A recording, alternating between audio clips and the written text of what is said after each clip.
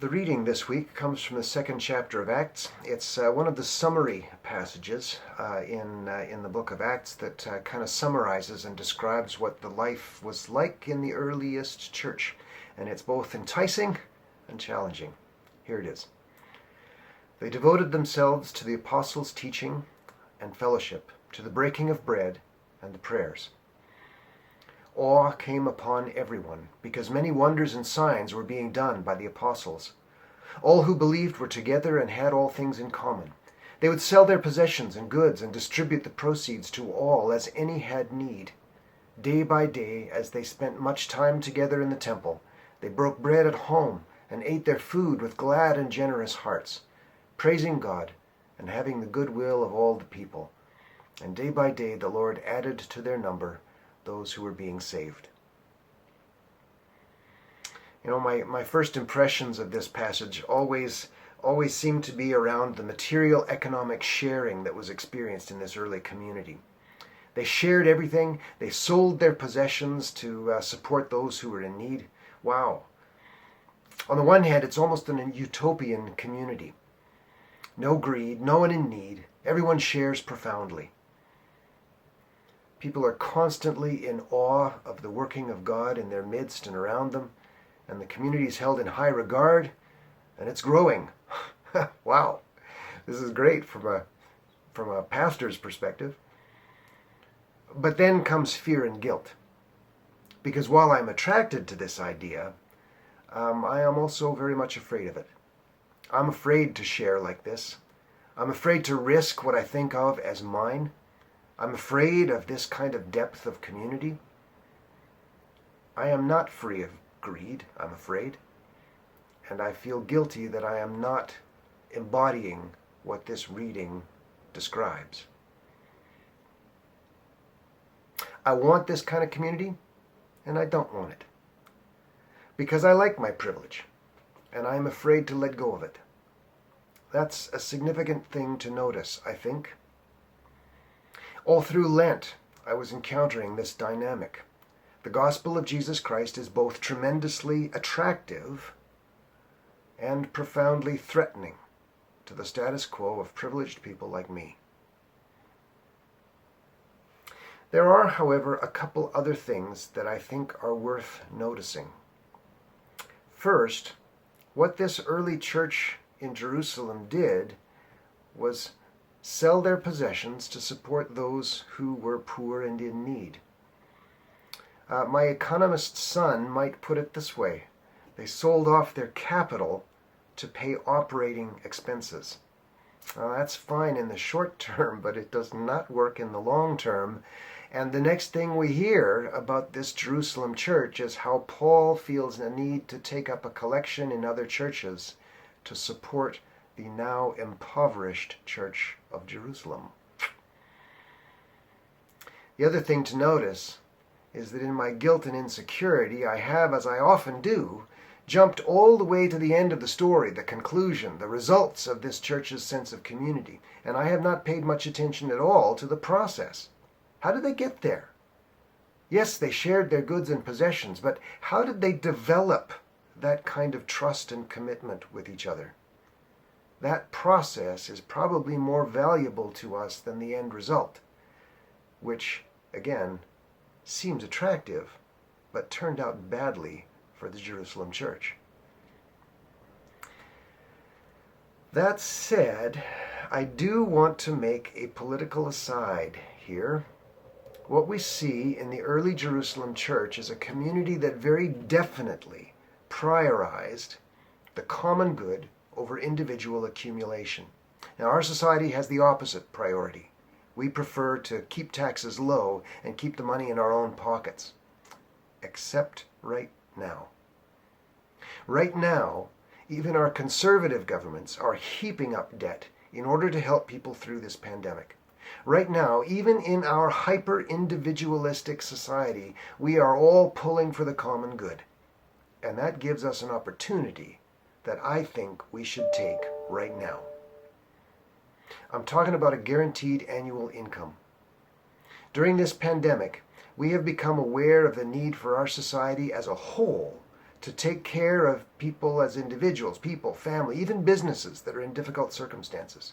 It is clear to us that we are all better off if we do not allow any of us to fall too far down. Now, that's not the way it was before COVID. Before COVID and outside of the aid programs for COVID, our systems shame people who need help.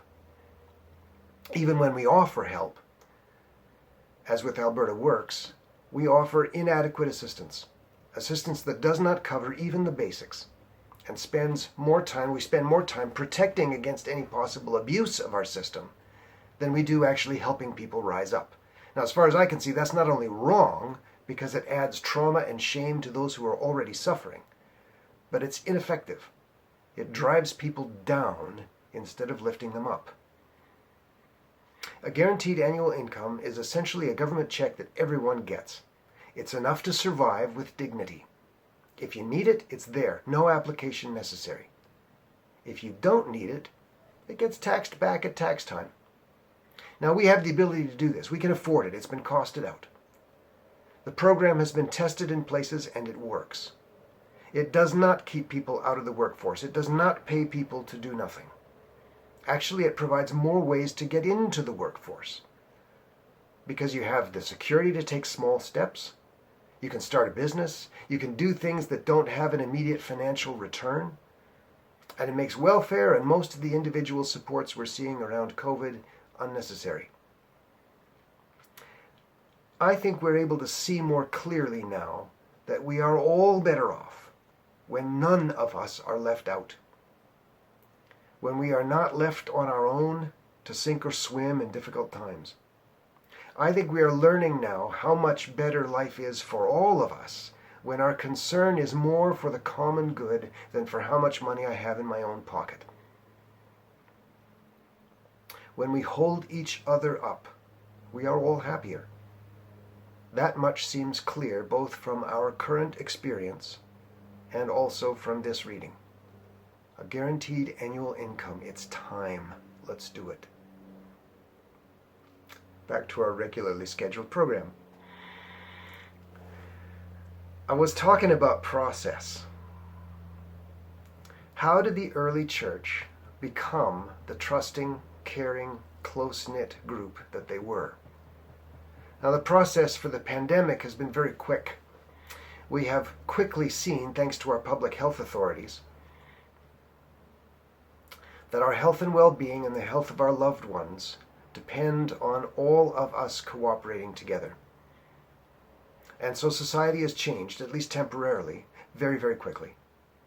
The religious project is a slower one. It's a process of making connections, I might say, of building character and building community. Our reading identifies 4 practices on which the early church built character and community. It's all in the first line. They devoted themselves to the apostles' teaching and to fellowship, to the breaking of bread, and to the prayers. First, they devoted themselves to the apostles' teaching. I might call this discipleship. It's like Jedi training, or apprenticing for a trade, or medical school, or a martial art. We in the church are part of a training program to develop character and particular skills. We are apprenticing to Jesus, or at least to those whom Jesus has taught before us. Learning what he taught about ethics and economics, relationships and religion, and learning to put it into practice. The question is not, why aren't we perfect? The question is, what are we doing at Knox to learn from Jesus and from his disciples? How are we developing? Second, they devoted themselves to fellowship. I might call this community building. You know, every single church I know wants to be and thinks they are a friendly church. And by that, I think most regular church members mean that they have friends at church. When they go to church, they feel wrapped in the warmth of the friendships they have there. But as any newcomer will tell you, a friendly church is not one where people have friends. It is one where people make friends. So, what is Knox doing to build community? Third, the passage talks about the practice of breaking bread. Now, this one appears to have a double meaning. It's both the practice of simply eating together. It's also the practice of communion or public worship. Eating together is one of the mysterious and wonderful practices that builds community almost without trying. Think about the difference in your relationships with your neighbors, the ones that you have eaten with and the ones you haven't. Eating together, worshiping together.